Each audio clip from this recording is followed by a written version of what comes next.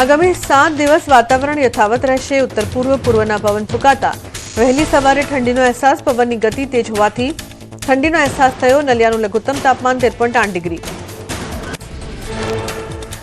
સ્મોગની ચાદરમાં લપેટાયું મુંબઈ શહેર। વરડી વિસ્તારમાં ઇમારતો ધુમ્મસમાં ઢંકાયેલ દેખાયા। હવામાં પ્રદૂષણ વધતા નાગરિકોને શ્વાસ લેવામાં તકલીફ। પ્રશાસને સાવચેતી રાખવા અપીલ કરી। રાજધાની દિલ્હીમાં ગાઢ ધુમ્મસનું સામ્રાજ્ય છવાયું। વિઝિબિલિટી ઘટી જતા વાહન ચાલકોને પડી હાલાકી।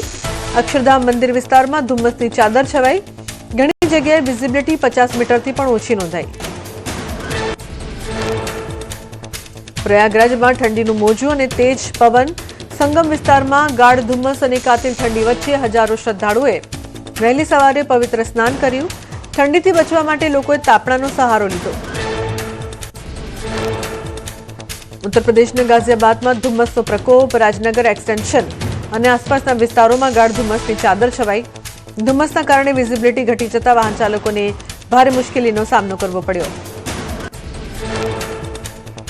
હરિયાણામાં ધુમ્મસ અને ઠંડીનો બેવડો માર। કરનાલમાં વહેલી સવારથી અતિ ગાઢ ધુમ્મસની ચાદર છવાયેલી જોવા મળી। સવારના સમયે વાહન ચાલકોને ફોગ લાઇટનો ઉપયોગ કરી ધીમી ગતિએ મુસાફરી કરવાની ફરજ પડી।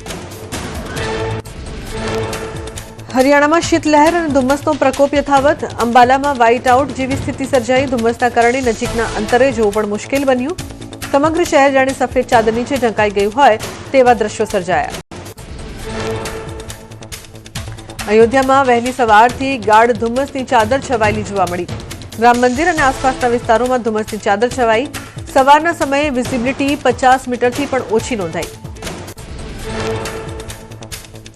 મધ્યપ્રદેશના ગ્વાલિયરમાં શીતલહેર અને સ્મોગનું સામ્રાજ્ય યથાવત। ગાઢ ધુમ્મસ અને પ્રદૂષણના કારણે શહેરની વિઝિબિલિટી પર માઠી અસર પડી। સ્મોગના કારણે શ્વાસ લેવામાં તકલીફ અને આંખોમાં બળતરાની ફરિયાદો। ઉત્તર પ્રદેશમાં ધુમ્મસ અને કાતિલ ઠંડીનો કહેર યથાવત। ગોરખપુરમાં વહેલી સવારથી જ કુદરતનો મિજાજ બદલાયો। શહેરમાં ગાઢ ધુમ્મસની ચાદર છવાઈ। ઠંડા પવનોએ કડકડતી ઠંડીનો અનુભવ કરાવ્યો। ઉત્તર પ્રદેશના મથુરામાં હાડ થીજવતી ઠંડી સાથે ધુમ્મસનું સામ્રાજ્ય। દિલ્હી આગ્રા હાઈવે પર ગાઢ ધુમ્મસના કારણે વિઝિબિલિટીમાં ઘટાડો। વિઝિબિલિટી 0 થતા વાહન ચાલકો હેડલાઇટ ચાલુ રાખી ડ્રાઇવિંગ કરવા મજબૂર। કાશ્મીર ખીણમાં શીતલહેરનો પ્રકોપ। કડકડતી ઠંડીમાં દાલ લેક પર સહેલાણીઓની ભીડ। દાલ લેક પર તે પ્રવાસીઓએ શિયાળાની મનમોહક મોસમનો આનંદ માણ્યો। કડકડતી ઠંડી પ્રવાસીઓ માટે આકર્ષણનું કેન્દ્ર બની। જમ્મુ કાશ્મીરમાં ભારે હિમવર્ષા બાદ હવે તાપમાનમાં વધારો થતા સ્થાનિકોને હાશકારો।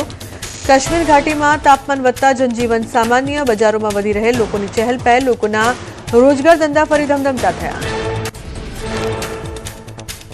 તમિલનાડુના થૂથુકુડીમાં કુદરતનો અદભુત નજારો જોવા મળ્યો। થૂથુકુડી બંદર નજીક આવેલ દરિયાઈ ખાડી વિસ્તારમાં પક્ષીઓનો મેળાવડો। હજારોની સંખ્યામાં કાળા રંગના આકર્ષક કોર્મોરન્ટ પક્ષીઓ જોવા મળ્યા। બેવડી ઋતુના કારણે વકર્યો રોગચાળો। અમદાવાદ સોલા સિવિલ હોસ્પિટલમાં એક સપ્તાહમાં 13,000થી વધુ ઓપીડી નોંધાઈ। મલેરિયા, ડેન્ગ્યુના એક કેસ પોઝિટિવ। બાળકોમાં પણ શરદી, ઉધરસ અને તાવના કેસમાં વધારો થયો।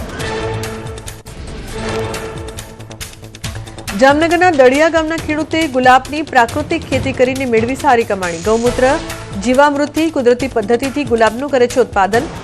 ઓર્ગેનિક રીતે ઉગાડેલા ગુલાબમાંથી બનાવેલા ગુલકંદની પણ બજારમાં સારી માંગ। નર્મદાના સમારિયા ગામના પ્રગતિશીલ ખેડૂતે કરી વિદેશી શાકભાજીની સફળ ખેતી।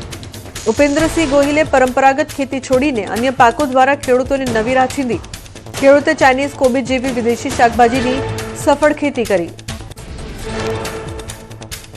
વીરપુર ધામ માનવતા અને નિસ્વાર્થ સેવાનું ઉત્કૃષ્ટ ઉદાહરણ।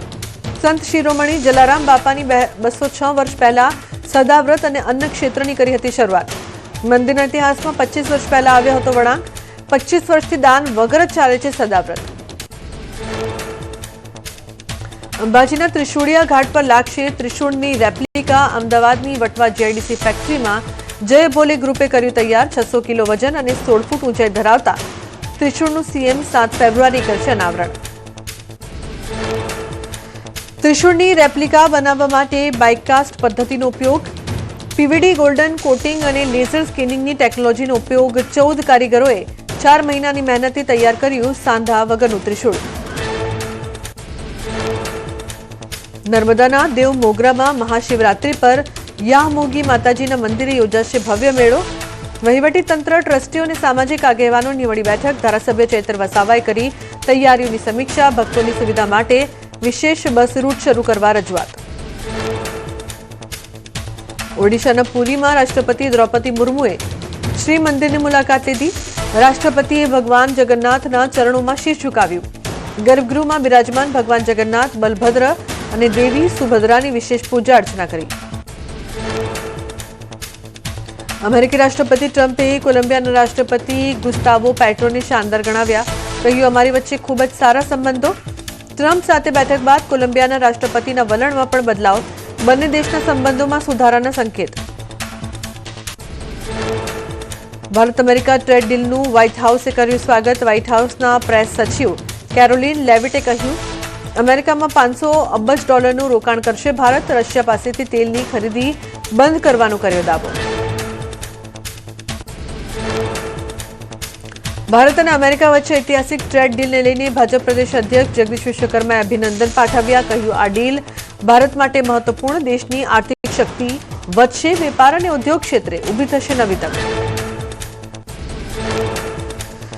અમેરિકાએ ટેરિફ ઘટાડતા સુરતના ટેક્સટાઇલ ઉદ્યોગકારોમાં ઉત્સાહનો માહોલ.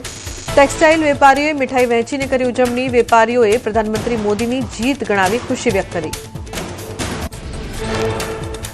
ઓસ્ટ્રેલિયામાં 13 વર્ષના બાળકે સમુદ્રમાં 4 કલાક સુધી તરીને માતા અને ભાઈ બહેનોને ડૂબતા બચાવ્યા. કાયકિંગ દરમિયાન દરિયાના વિશાળ મોજા આવતા 3 લોકો તણાયા. કિશોરે જીવ જોખમમાં મૂકીને બચાવવા કર્યો પ્રયાસ. અધિકારીઓને સૂચના આપતા બાદમાં હેલિકોપ્ટરથી કર્યું રેસ્ક્યુ.